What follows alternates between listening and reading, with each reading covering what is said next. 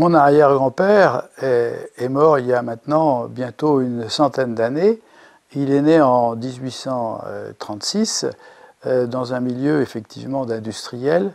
Sa mère était artiste peintre et c'est une des raisons pour laquelle il était très tôt tenté par la musique. Il crée à l'âge de 24 ans l'Orphéon.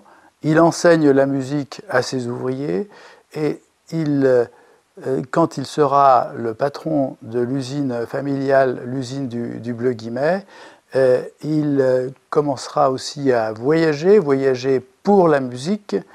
Et c'est seulement en 1865 qu'il va faire un premier voyage initiateur, le voyage en Égypte, où l'on parlait à ce moment-là de « un jour j'achetais une momie ». C'est vous dire que sa vocation de collectionneur commence à ce moment-là. Il développe ensuite toutes ses recherches autour des religions.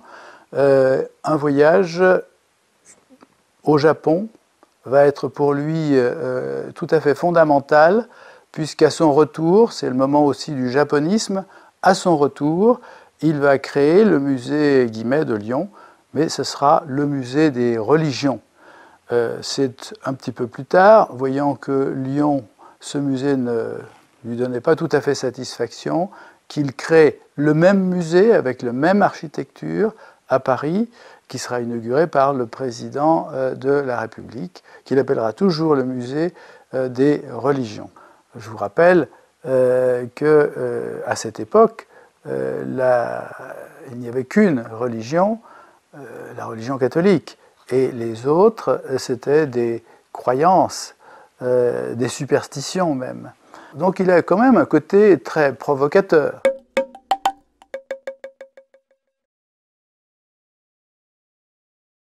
Le musée des Confluences a une vocation pédagogique.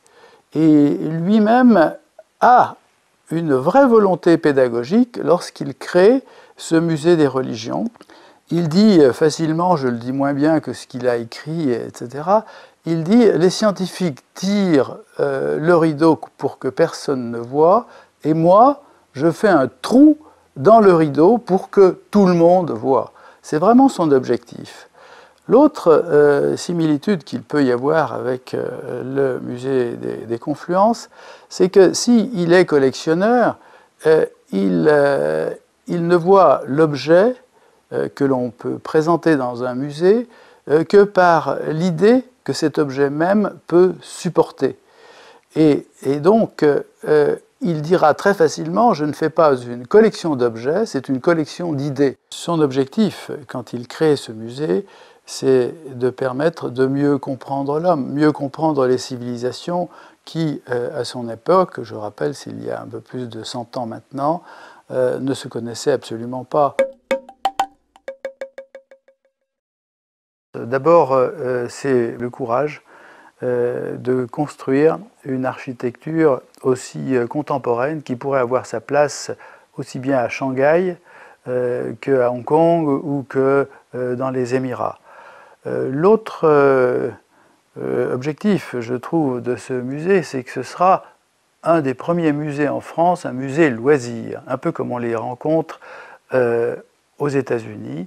C'est un musée où il y aura beaucoup de familles qui trouveront de l'intérêt, aussi bien les enfants que les parents. Et je me souviens, lorsqu'il y avait le musée Guimet, tous les enfants allaient voir le mammouth. Eh bien, je pense qu'ils n'iront pas voir que le mammouth, mais ils iront bien sûr autre chose, et entre autres, une évolution des civilisations, ce qui est bien important en ce moment.